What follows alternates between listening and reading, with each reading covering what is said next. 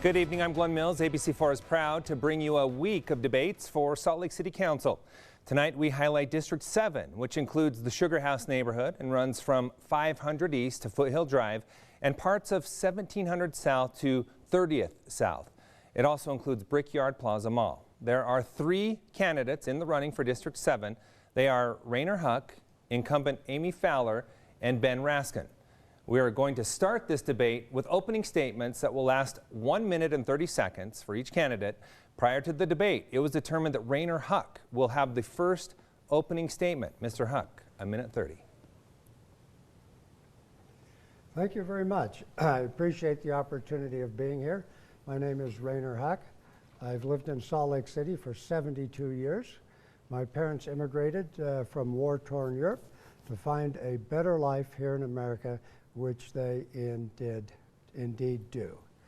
So my main reason for running for City Council is that I want to bring diversity of thought to the City Council.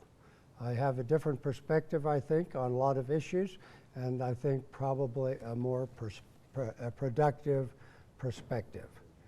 I was really incentivized to run when I read that the entire City Council and the mayor voted that racism was a public health crisis in Salt Lake City.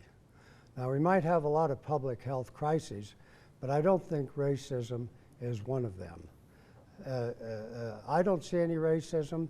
It seems to me like most of the racism comes from government agencies that are always concerned about race and base everything on that. So I ran for mayor in 2019. Strangely enough, I didn't win, so I'm going to give it a try now at this level. Thank you. All right, we'll turn now to our opening statement from incumbent Amy Fowler. Ms. Fowler, the next minute 30 are yours. Thank you. Thank you so much for having us tonight. Over the past 4 years, as your City Council person, I have been successful in increasing and focusing on our public safety. I've supported an increase in pay for all of our first responders, helped fund the creation of a new medical response team, and set aside $2 million for an alternative response model pilot program. All of these efforts will help our communities be safer and allow for our first responders to do their jobs more efficiently and effectively. Moreover, I have been a champion for open spaces. I've helped maintain the, fund the maintenance and increased, increased amenities at Fairmont Park, the creation of Allen Park, and preserved our golf courses, which in 2020 we knew how important open spaces and access to those open spaces were. Public transportation is also incredibly important to me. I strive to have more accessible and attainable public transportation while creating a more walkable and bikeable community, all while preserving the integrity of our communities. Your support and vote allowed me to represent District 7 as your councilwoman and chairperson over the last 4 years. And while we've made great strides, we are not done yet. I ask for your support in this vote, in this election now, so we can continue to make an accessible, more enjoyable community. All right, we wrap up now our opening statement portion of this debate with Ben Raskin. Mr. Raskin, the next minute 30 to you. Thank you very much. My name is Ben Raskin, and I'm running for Salt Lake City Council for District 7. District 7, of course, is basically Green Street all the way to the Country Club, Westminster down to the Brickyard. I'm running because I want to preserve, protect, and promote our wonderful community. I am a former bartender, and I am currently a senior writer at USANA Health Sciences, and I've lived in Sugar House with my wife for the last 16 years, including our 2 bad dogs. I am running to improve public safety for our community, address the homelessness crisis in our community, safeguard our parks and trail system, streamline business licenses so young entrepreneurs and new entrepreneurs can join in their pursuit of the American dream, and to expand community services and community events in our district to help drive more people to come to our area. I think that there is lots of challenges facing us as we're looking towards the future. But as through the course of this debate, I'm looking forward to sharing ideas about how we can improve public safety and to look about how we can take care of our municipal employees, as well as looking towards improving policing in the community. Anyway, my name is Ben Raskin, and start asking for Raskin. All right, thank you very much. I want to go over the format of this debate now. It is as followed. Each candidate will have 1 minute, 30 seconds to respond to our questions. After each candidate has had the opportunity to do that, we will allow for 30 seconds of rebuttal time where they can address the statements other candidates have made. Rebuttal time may be replaced with a follow-up question. That'll be at my discretion. At the end of the debate, each candidate will have time for a 1 minute closing statement. Now, the questions we want to make clear have come from us right here in the ABC4 newsroom, and the candidates have not had access to these questions beforehand. So let's go ahead and get started. We will now move to this one first with Ms. Fowler. We're going to talk about public safety, a very important issue on the minds of many people in Salt Lake City and even throughout the state for that matter, including your district. When you talk about the budget for the Salt Lake City Police Department, I want to know your assessment of that and what you think the most important issues are when it comes to funding our police. Thank you, Glenn. As you may be aware, the Salt Lake City Council funded an audit for the Salt Lake City Police Department last year. With that audit, we found that one of the issues that we were having is that police officers were going on calls that they didn't need to be going on. For that reason, it was incredibly important to me that we put aside $2 million for an alternative response model pilot program. The administration is working on implementing that program right now as we speak. We're looking at how to implement this so that our police officers can actually go to calls that they need to be going on, while we can have social workers and other community members go on calls that maybe we don't need a police officer there for. This will allow for more efficiency from our police department and allow really for us to have the community have more trust within our response times and within any response from our first responders and public safety providers. One of the things that I think is the most important is actually funding police officers and making sure that there is a trust within the department. It's also why I supported a 4.5% raise for all public first responders. And then again, we included that to go throughout all municipal employees. But we were really seeing that with the departments, the different first responder departments weren't feeling that they had, that the community council or that the city council had their support, or we had their support, and we do. And we wanted to make sure that we showed that through actions, not just words. That's exactly what we did. All right, Mr. Raskin, we're now going to go to you. Your thoughts on the current police budget and what you believe the priorities should be when it comes to funding our police force. 2 years ago, the City Council funded the Police Department at $82.5 million, and last year they dropped that by 5.4% down to $79. If we are talking about how we need to safely guard our citizens and police our communities, I don't see cutting budgets as being the answer to that solution. Quite the opposite. We have a deficit of almost 97 police officers in the force right now. While there's 50 officers in the police academy moving forward, we still don't have enough officers to be patrolling our communities, where instead they're reacting instead of preventing the crime with this. I believe that we need to free up the work that these officers are doing by looking into alternative policing. And this includes hiring, I'd like to triple the amount of social workers that the police department has, up to 36. And by doing that, it would give officers not to have the strain of day-to-day, the pressures of the job. This is a very difficult position, what we ask these officers to do, to have them go into harm's way and to protect us. I really think that to help alleviate the stress of the officers, we need to double their numbers or improve their numbers, pardon me, on the double. But at the same time, we need to make sure that they're given both the mental resources and training to do their job to the best of their ability, as well as explore technology solutions that can quicken response times, because currently our response time in the city is not nearly as close to where it needs to be.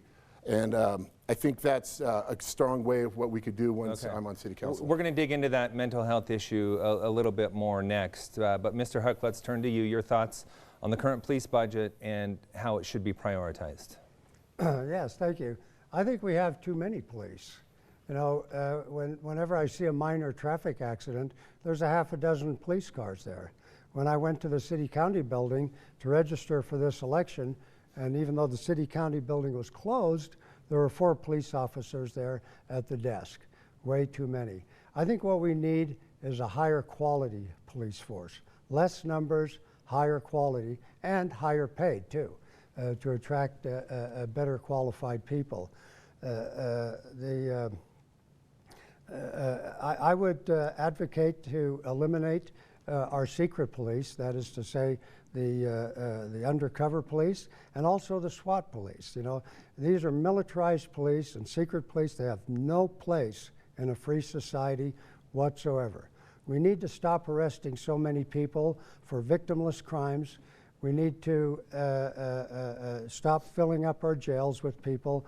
I just think we can do the job the police need to do to protect the people of Salt Lake City with fewer police and with less of a budget.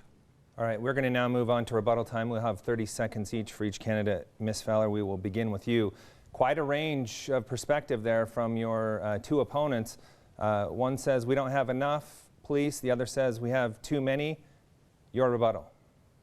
Thank you, Glenn. You know, I think that one of the things that we have to focus on is exactly what the City Council and I have advocated for in the past. And that's not just that we, to Mr. Raskin's point, that we decreased the police budget. We reallocated funds. And we reallocated funds based on the knowledge that we learned from the police audit. We did exactly what both men are actually suggesting we do, which is find ways to have an alternative response. Okay, we're going to have to end it at that, and we will go to you, Mr. Raskin, for your rebuttal. I think alternative policing is very important for us to explore, but in the intermediate time, we need to make sure there's enough officers on the street that can actually respond to crimes at a quicker clip. Its national average should be 6 minutes on a response time, and unfortunately, we are missing that mark by far, way too much. I would advocate that we need to start recruiting and retaining the better officers and getting other police officers, not to laterally transfer to other municipalities, but to get them to come to the capital city police, which is and should be the best in the city, in the state. Mr. Huck, interesting to hear you say you think we have too many police when we know there is an issue already with response times. How do you explain that? Well, I don't know how the police department is being run, but as I mentioned, every time there's a little accident or something, there's a half a dozen police cars there, a lot more than need to be. So, you know, maybe it's just a matter of organizing the police department a little bit more effectively. And I would also be in favor of rescinding the 0.5% sales tax increase that was put in place a couple of years ago to hire more police. I think that money should belong in the hands of the people. All right, we're going to stay on the subject of public safety now with the next question, and we're going to look into mental health. How important is the mental health of our police officers, fire and paramedics, and how will you support those mental health needs? For this question, we start with Mr. Raskin. You know, when you think about mental health, a lot of times we're the outside pressures that people are put into that gets them to a place where they're not making the best decisions and living up to their full potential. And I would think that if you're being forced to work overtime, not having the right leadership from your department, and unable to get the, you know, looking at city council cutting down pay, or I mean cutting down your budget and stuff, I could see this making people starting to look out for other departments in the city or in the state or other places, or even retiring from policing altogether. Public health, mental health is vital. We need to have the smartest, we need to have the sharpest, and we need to have the folks that know they're being supported at multiple levels. And to help institute this is that we need to get police getting back into policing. You know, there's calls that they're being called on to which do not require licensed armed officers. And I think as we're looking into things such as breaking up homeless encampments and or routine traffic stops where there's an accident we don't need to be deferring these cops to go to these particular areas because they're being run ragged as it is. And knowing that there's not enough officers on any beat on the east side and the west side of the town during the course of their shift, I think that we're creating a pressure cooker that's making it incredibly difficult for them to do their job to their fullest potential. That's why I support increasing the police budget, adding more police officers, and then trying to get recruiting veteran officers from other municipalities to come work on the Salt Lake City Police Department. Mr. Huck, when it comes to the mental health of our public safety officials and first responders, what should the priorities be? Well, first of all, nobody is forced to become a police officer. People who go into policing do so because they choose to do so. So I don't know that they have any more or less mental issues than the public at large. Also our police, in the past, things seem to be a little bit better now, but in the past they've been way too violent. In 2018, police in Utah shot more people than the criminals did. I don't think that's the way it should be with our police. And certainly we have to have training, to teach them to use non-lethal methods of dealing with people. One of the most egregious ones was when they shot a 13-year-old black kid in the back 11 times when he was running away. I guess that would cause mental health problems in a case like that, but we've got to stop those things from happening. The police are here to serve the people and not to shoot them. And so, we just have to change the rules of engagement, and maybe if there isn't so much violence from the police, they will not have maybe mental issues that they have at this point. Ms. Feller, let's get your thoughts on mental health and our public safety officials. What should the priorities be, and what issues do you see them facing? Well, Glenn, I want to start off by saying mental health is an incredibly important issue to me. It's near and dear to my heart, and I think that we don't do enough in responding to people's mental health and making sure that they have the resources that they need. I think that our first responders see and go through things that we can never even imagine, and we need to make sure that they have resources available to them when they need them. And that's exactly, if anybody watched any of our city council budget, a huge priority was making sure that we funded a position for both the fire department, the police department, and our 911 dispatch. In fact, 911 dispatch nationally has a higher rate of suicide than any other first responder. And it was incredibly important to me that we funded a position just for our dispatch so that they have access to mental health providers at any point that they may need, and we can address their mental health and make sure that they are getting what they need as they move forward in their jobs. So, the priority to me is making sure that there's access to resources. And as a city councilwoman, what I can do is fund those resources so that they are accessible. All right, we're going to go ahead and take some rebuttal time here. We will begin this time with Mr. Raskin. 30 seconds to respond to what you heard from your opponents. Oh, I take exception to what Mr. Huck said about people joining the police force so they can start shooting people. These are skilled professionals that, are committed to serving our community and, want the best outcome for the community. And I think when we're tying back to the mental health issue is that because we ask so much for them and they're not getting the support they need, this puts them in positions where they might not have the training to adequately do their job to the highest level. Mr. Huck, 30 seconds. Yeah, I never did say that police join the force so they can shoot people. I was saying there's been too much shooting going on. I don't think anybody joins the police because they want to shoot people. So it's a problem that needs to be addressed certainly and soon. Again, I want to reiterate that no one is forced to become a policeman, a first responder, a fireman, or a 911 operator. These are career choices people make. Ms. Feller, let's wrap up with the final 30 seconds for you. Glenn, I think that the thing I just want to put an emphasis on is that we do need to talk more about mental health and we need to have resources. And for anybody out there who is struggling, I encourage you to talk to somebody. I encourage you to find the resources that you need so that we can deal with our mental health and make it more of just like going to the doctor, make it a more regular thing, and that's what is important to me and for our first responders. Okay, we're going to go ahead and shift topics now. We're going to move on to the homeless issue in Utah's capital city. Population really expanding from just outside of the downtown area into all parts of the city and even in the valley. Let's focus specifically on the issue in Sugar House, where we have seen homeless makeup camps in your area there as well. What are the most important things you can do on City Council to help address the homeless issues that we are facing in Salt Lake City? This one will first go to Mr. Huck. Yes, Glenn, you're right about the Sugar House area. We just took a bicycle ride into Hidden Hollow, and there's homeless people living in the viaduct underneath 13th East, and they're everywhere. When I ran for mayor, I had a perfect solution for the homeless situation, and that is the homeless campus. And this would be a dedicated area in the northwest quadrant, 20 to 40 acres, that would provide all the services that homeless people need. It would have dormitories, it would have outdoor camping, covered camping, a medical clinic, food service, and sanitation facilities. You know, as opposed to the current shelters, which kick everybody out during the day, this would be a full-time living for the homeless people, where they could be in a safe environment, where they could thrive until such time as they might be able to re-enter society.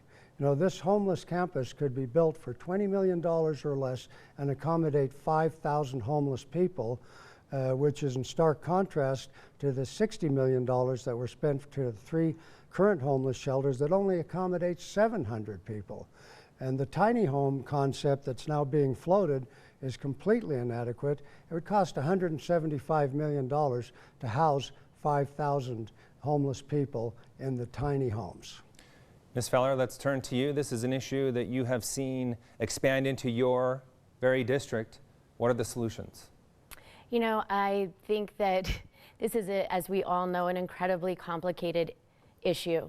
There is no one size fits all, just one Band-Aid to fix everything type of solution. We actually need to address this from every aspect, which I believe that Salt Lake City is doing to the best of its ability. We have to remember that every person's experience is unique and different, and the reason for somebody to be living on the streets and unsheltered is unique and different, and that we can't just walk in and say, this is what has to happen and you need to do. I recognize that this also creates a tension between community members who want to enjoy some of the amenities that they feel they cannot enjoy anymore. And we do need to make sure that we are addressing the problem from all areas, increasing our bed supply, increasing the access to resources, both mental health and substance abuse resources. One of the things I think was the greatest thing that we did was help when Mayor Mendenhall proposed Andrew Johnston's new position, we funded that position. And he is doing an amazing job at looking at all of those aspects so that we can actually address this issue, not just from let's move people from one area to another, but from a systematic change that we can actually help people. All right, thank you very much. And finally, let's hear from Mr. Raskin on the unsheltered population issues facing the city. So I believe in housing first. I think the most important thing is to provide, we have a civic and a moral responsibility to take care of the less fortunate living in our city. I think housing first, compounded with social services, including not just a bed, clothing, food, but vocational training, places where they can actually shower, have safety, dignity, providing child care to mothers. You know, when we look at homelessness in Sugar House, I think it's both a short term and a long term. In the short term, we need to make sure that we take care of these people who are living on the streets as this winter's coming. As you look outside, it's getting cold, and I think that makes things a lot harder on the folks.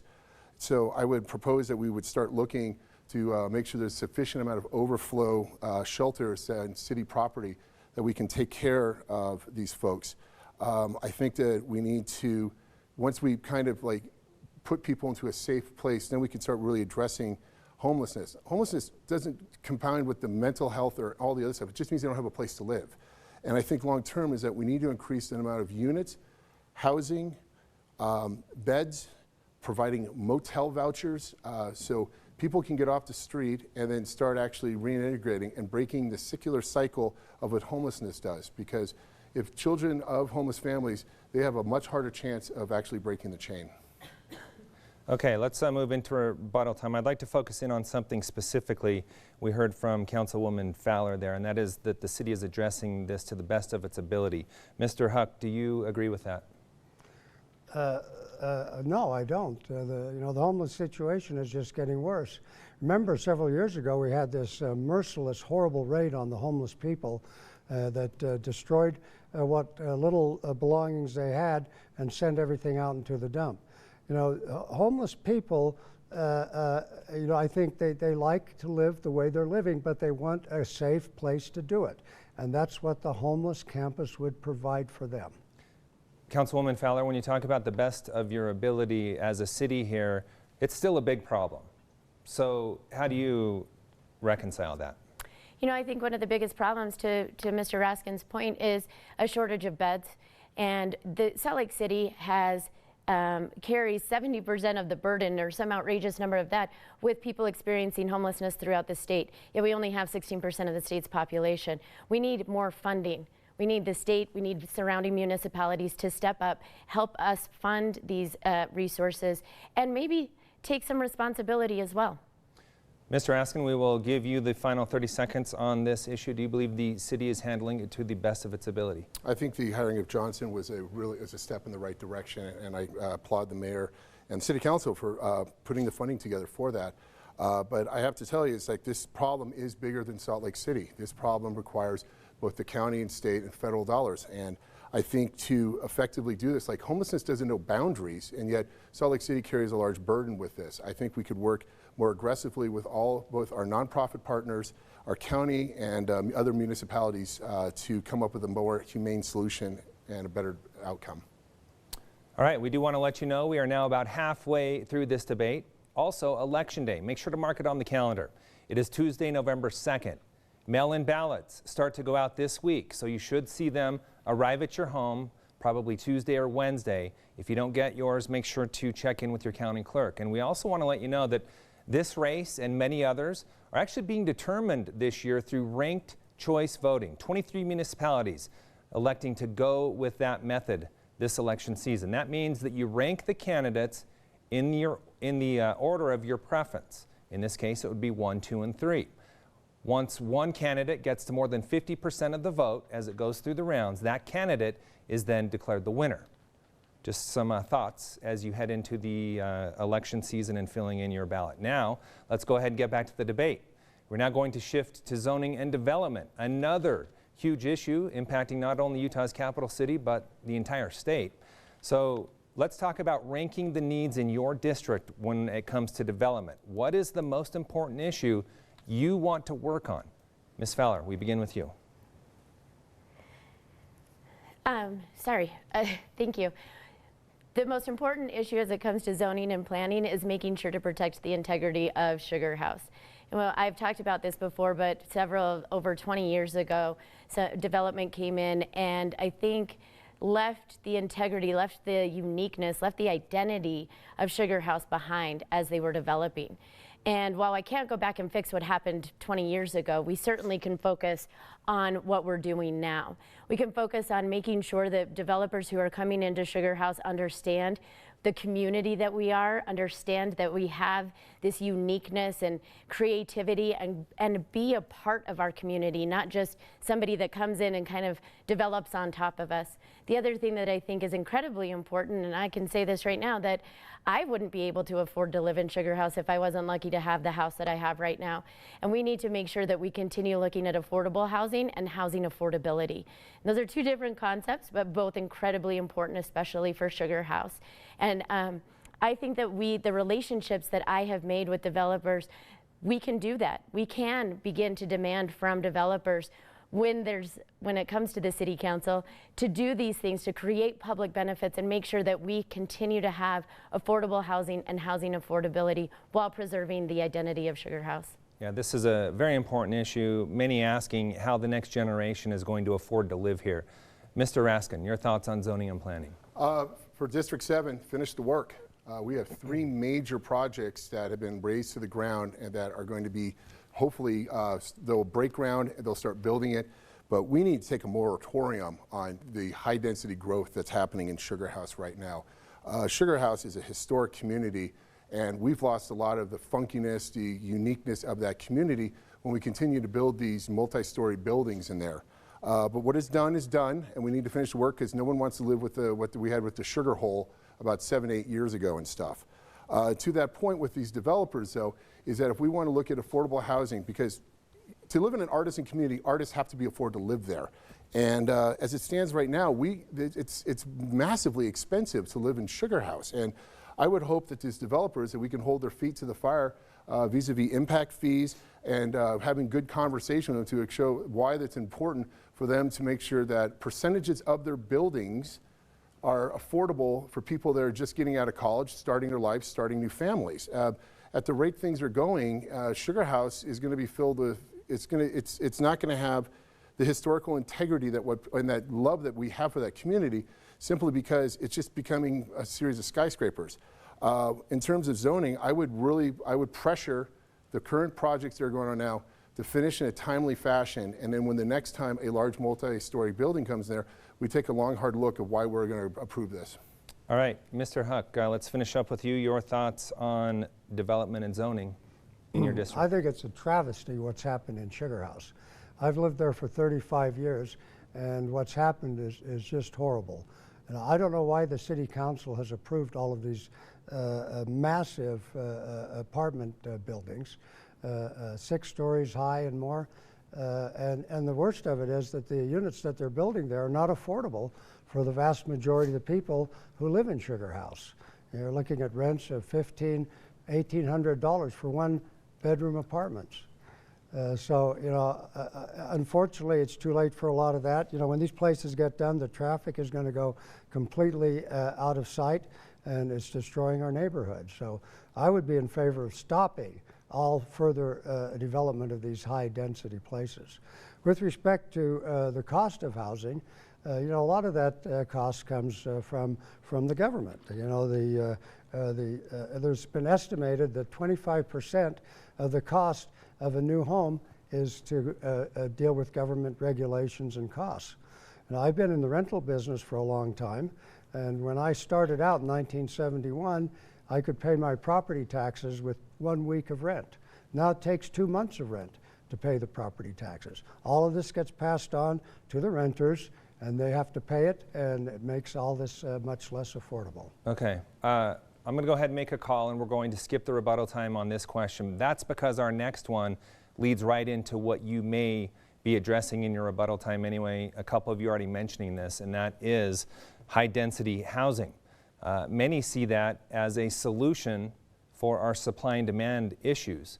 So if that is not the case, and we also see not only in Salt Lake City, but throughout the county and really everywhere, once someone has one of these plans going into their backyard, they don't want anything to do with it. So what role does high density play when you're talking about affordable housing? Councilwoman Fowler, we begin with you. Or Yeah. I'm sorry, Raskin, Mr. Raskin, we'll begin with you on that I was one. going to take it away. I think with, pardon me, back to the, in terms of high density housing, I think of course, yes, there's a need throughout the entire valley to have more units in there, simply because supply and demand would mean that we would actually be lowering the cost of housing if there wasn't such a bidding war for every single home that hits the market. I mean, look at any Zillow price. I mean, it's gone, you know, if anyone through the pandemic will tell you that their house has probably tripled in price, but it's not really a reflection of what's actually happening here. In terms of the high density issue here in Sugar House, I stand back, I'm sorry to go back to my original point, which is we need to finish the work that we've done in this community, and then, you know, to sort of like salvage this uniqueness in historic neighborhoods. Sugar House is taking a burden, because it's such a burden to have all this more people in there without having additional service for folks. I mean, it's tougher to drive, it's tougher to hit the restaurants, it's tougher to you know, get access to the gyms and pools, and you know, it's making it, it doesn't make it the desirable in the neighborhood that people would want to be moving in there. I would suggest that we would have some sort of moratorium in Sugar House, and then work to see if there's ways that we can help the other 6 districts in Salt Lake City, so they can both learn from some of our mistakes, but also, you know, take what they've learned through the process and do cool things with high density homes in their community. Okay, Mr. Huck, if high density is not the answer when you're talking about bringing down costs, what is? You have 90 seconds. Well, I don't know if there is any answer to that question. I've been living in Salt Lake City for a long time. I've been through 4 of the boom-bust cycles in housing. And I think what we're experiencing currently is just another bubble. And that's going to have a correction, and prices will drop again, just like they always have in the past. So, you know, what to be done about it, just wait and see what happens. And I think the situation will take care of itself. Ms. Fowler, we will turn to you for your final thoughts on high density in the housing and the role it plays in your district. Thank you. And you know, I don't necessarily disagree with my opponents here in the sense that Sugar House has taken on quite a burden of high density housing. And I think it's because Sugar House is so cool and everybody wants to live there. But I do think that we need to look at high density housing in other areas of the city. I support high density housing, particularly when it is around a transportation hub. I think we have to remember that one of the ideas of having high density housing is that you have a quick access to the resources you need. That means grocery stores, gyms, transportation, and access to your job or your work. And all of that can happen around a good transportation hub. And that's really, in my opinion, where the city should be focusing on any further high density housing at this time. I do think that we know that the population is going to double. Again, it's because Salt Lake City is so cool. And we're having people move in here.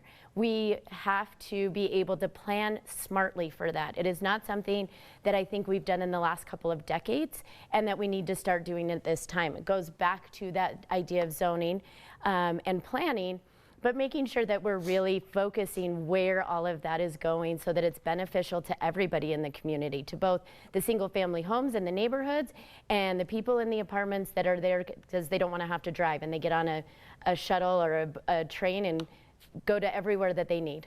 Okay, I'm going to go ahead and make a discretion call here and get back to something we heard in the opening statements, because I think it's important to get back to this and get all of your thoughts on it. Mr. Huck brought up the declaration of racism within the city. We have now skipped 2 rebuttal sessions, so I'm going to give a minute each to each one of the candidates to address that very issue. Does racism exist in Salt Lake City, and how should it be addressed? Mr. Raskin, the first minute is yours. Absolutely. I think it was one of the best things the City Council did is when they voted to say that racism is a public health issue. People of color and even if you want to expand this to our LGBTQ communities, the fact that the first step is a declaration to recognize that there is a problem that we need to start working towards. People of color, African Americans, they have less access to public health, they have less access to higher education, they have higher mortality rates for babies.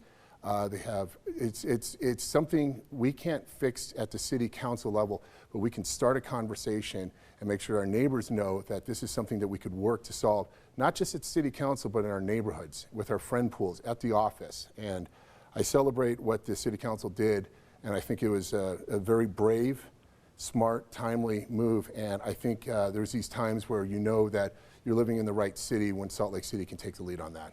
Mr. Huck, you say you do not see this in the city. You see it in government. What do you mean by that? You have 1 minute. Well, everything the government does these days seems to have some racial component to it. And if anything, racism these days is directed towards white males. And, it all comes from the government. And I think this is just a smokescreen issue to take attention away from other pressing issues. I mean, if you want to talk about public health crises, let's talk about obesity. That's a public health crisis. What about addiction? That's a tremendous crisis. What about all the other diseases that our people are dying from that nobody talks about, nobody wants to allocate any money to deal with? So, racism is the very least of our problems. And this whole thing came up in the presidential election last year. Before that, we didn't hear anything about it. And as a matter of fact, we celebrated electing a black president for 2 terms. Okay, your time is up. Councilwoman Fowler, we close off this section with 1 minute from you. Thank you. I want to go back to something that Mr. Huck said, that we don't recognize things that people are dying from. Well, that's exactly what had happened for the last 200 years, is that we weren't recognizing a public health crisis in racism that people are dying from. Mr. Raskin noted that there's lower access to health, to education, to job opportunities, and we have to recognize that this is real and that we have an opportunity to make some change. Going back to our planning and zoning, redlining, We did redlining throughout Salt Lake City at the beginning of Salt Lake City, and it's time for us as Salt Lake City to really look at our zoning practices, because those zoning practices create that discrimination and racism within our communities, and we do have an opportunity to do something as a city, and I am proud to stand here and say that we did what we did in that resolution. Okay, let's go ahead and move on. We're going to talk about the historic drought Utah is experiencing. The worst we've seen it this year in several decades. We all know that if we do not have a good winter and a good snowpack this upcoming year, we're going to be in big trouble. So let's talk about water and the drought. What will you do as a member of the City Council to address that and make sure that we are doing the most responsible things we can? Mr. Huck, you will have a minute 30. I think a large part of the problem is due to the failure of our government to develop the water resources that we have. You know, more than half of the water that comes out of the canyons flows directly into the Jordan River and into the Great Salt Lake. This water is not available for the use of the people of Salt Lake City. We need to find a way to develop our water resources to keep pace with the rapidly increasing population. Other than that, what can you do? You know, you cannot control the climate. As a matter of fact, as an example of that, we only need to look back 20,000 years, which is very recent in geological terms, and we'd all be under 500 feet of water right now. As the climate changes, it changes all the time, whether we can do anything about it or not, and so developing our water resources is the only way to protect against these droughts in the future. Councilwoman Fowler, the next 90 seconds are yours. Historic drought, dire situation. How do you address it as a member of the City Council? Thank you for that. You know, I do want to say that I'm not sure that the numbers on over half of what comes out of our mountains are not usable for Salt Lake City residents or other residents around the valley, because Laura Briefer, who's our Director of Public Utilities, has taught me a lot about water, and I don't know the numbers off the top of my head, but we have an amazing water system, and we're lucky that we have such preservation of our water system. It's why watersheds are so important for us, is so that we can actually have drinking water. As a councilwoman, I would make sure to continue my relationships, as I've done, with legislators so that we can continue to protect our watersheds. It's our #1 source of water, and we need to make sure to preserve and protect those. Number 2, I think we've done a really great job at educating people about what it looks like to conserve water and why we need to conserve water. Again, we have some of the best city workers I've ever met, and Director Briefer is one of them, and is passionate about our water here in Utah and what we can do to preserve it. We've done a lot of educational outreach programs so that people understand why you don't need to water your lawn. And I think there's some other things within our ordinances that we could change so that we're actually preserving a little bit more water, such as, you know, the strip that's outside by your sidewalk and how much vegetation that may need. Those are all things that we need to seriously look at and potentially change. Mr. Askin, we now head to you. How would you address the drought as a member of the City Council? Well, there's an old adage out here in the West that whiskey's for drinking and water's for fighting. And if we're going to continue having this growth, we need to make sure that water is a priority. I would like to start with, like, what can the City Council actually do? Well, I would start with any kind of new construction that the city is going to be financed or a part of. We would put as many water-saving measures into there. In addition to that, new construction here, I would hold them to better toilets, lower flow faucets, and other manufacturing solutions that can actually do retaining. But I think a lot of this is going to come down to really networking and connecting with the people.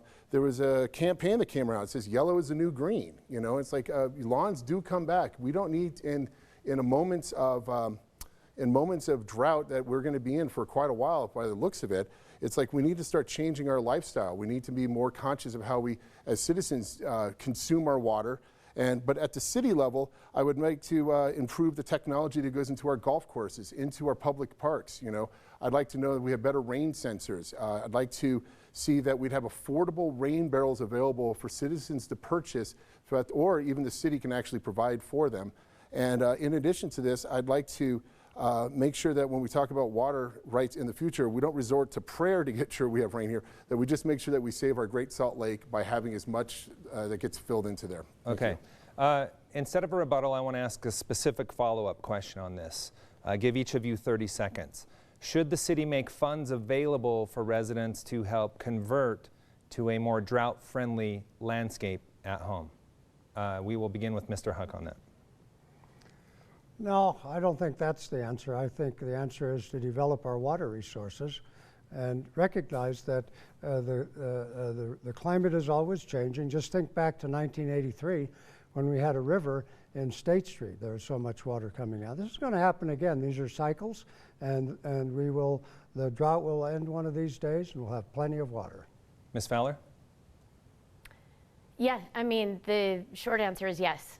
I do think that we should offer incentives to go to a more water-friendly landscape in people's homes and yards. And I think there are a number of creative ways that we could do this, where instead of a fee to change your landscaping, you would maybe get an incentive. And I think it's something that we definitely need to look at. Mr. Askin, you have the final 30 seconds. Oh, absolutely. I think obviously we need to have some vegetation throughout the entire city to help with the heat that comes down with this. But I think if we could come up with a program that could give some offsets for folks to plant indigenous plants into the community, it's not just saving water at this point in time. We're looking at both our insect population, our bird population, just the natural wildlife that lives in our community. In addition to that, the offset costs of having people take their lawns out would be money in those people's pockets, and I think there could be a benefit for doing that.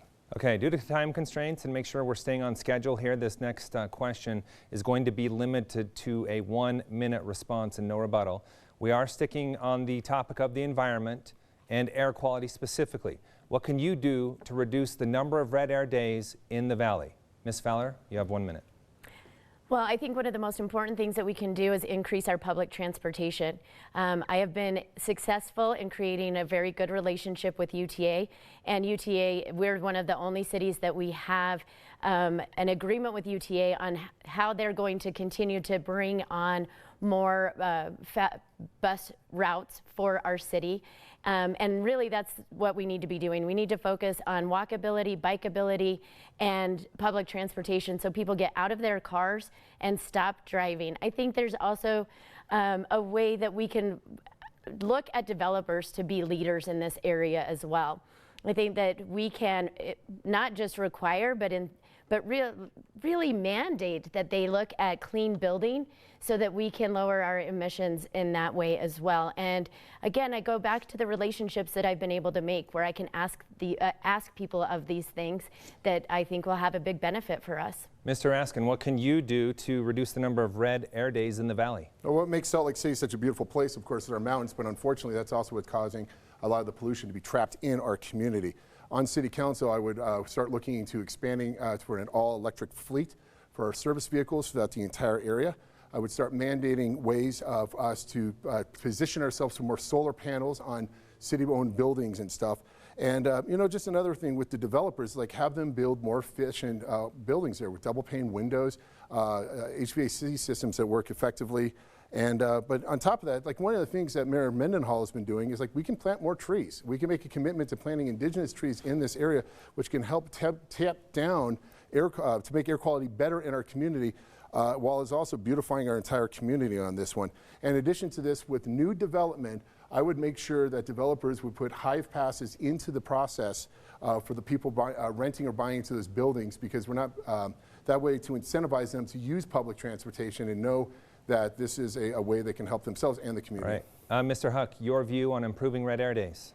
Yes, when I was a little boy in the mid-1950s, the snow would turn black within a few days after it fell, and you could hardly see across the street.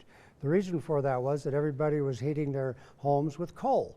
Well, we didn't have to pass a lot of laws or restrictions on people to solve that problem. It was solved by technology. With the advent of natural gas, all at once the air was clear and everything was beautiful again. Well, we've got another technological revolution coming, and that is the autonomous electric vehicle. And these vehicles are going to displace the commuter fleet in Salt Lake City within the next 5 years. And this alone will solve the clean air problem and the pollution, just like the natural gas did in the 1950s. We don't need a lot of laws. We don't need a lot of government interference in people's lives to accomplish this. Mass transit will be obsolete within 5 years. All right, we have time for one last question. We have seen this come to a head, just how at times tumultuous the relationship between the city and the state legislature can be, of course, as the city has moved forward with fireworks restrictions and mask mandates. So the final question will be 1 minute each. How will you work with the state legislature? At times, the two organizations are at odds. Mr. Raskin. Well, it starts with collaboration, it starts with building relationships, and it starts with showing them that masked works and fireworks during droughts is just a dumb idea. 20 years of bartending teaches you to talk to some pig-headed people, and I am more than willing to build relationships, try to educate them, and show that we, as the capital city of Utah, we should have the best relationship with the state legislature, and they should focus on and try and mimic the work that we're doing in this community, because what's good for Salt Lake City is good for the state of Utah. So I think there's times where it's always going to be battles between different forms, different parts of the government. But I'll tell you this, is that towards the end is that we all live in the same area. We all want the best for this community. And I think there's an opportunity in the next legislative cycle for us to build these big relationships, even though I called them pig-headed. Mr. Huck. Yeah, when I ran for mayor 2 years ago, the inland port was a big issue of conflict between the city and the state. And I believe that the city has filed a lawsuit now against the state with respect to the inland port. I argued at the time that this was a waste of money because the state has the superior power. And so you have to work with the state on their terms to get things like this done. So certainly we need to work with the state legislature, but I don't think there's any point in launching lawsuits and things of this nature because we don't agree with what they're doing. Councilwoman? Thank you. Luckily, I feel like I've already had some experience in this over the last 4 years and really trying to build those relationships with state lawmakers. We don't always see eye to eye, but it is about sitting down and having a talk about it and collaborating where we can and sticking to our guns where we need to. I'm not somebody that's going to back down simply because we think that it's going to make somebody upset, but rather really try to figure out if there's a way to work together and collaborate on these things.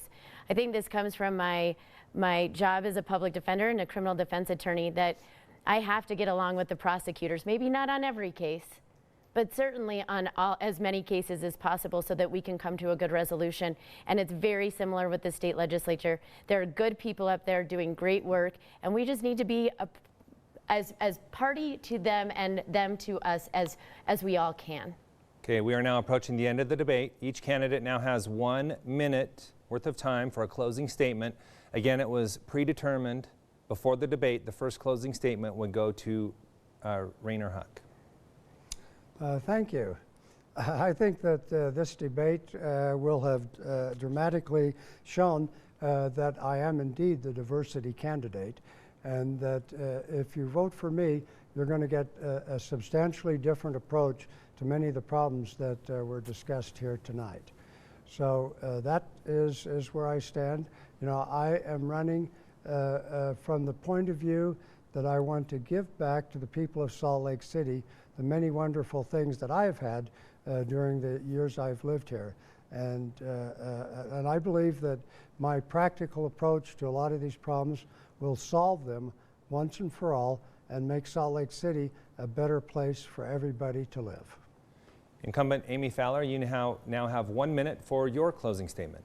Thank you so much. First, I want to thank both of my opponents for this lively debate and for ABC4 Utah for putting this on with us.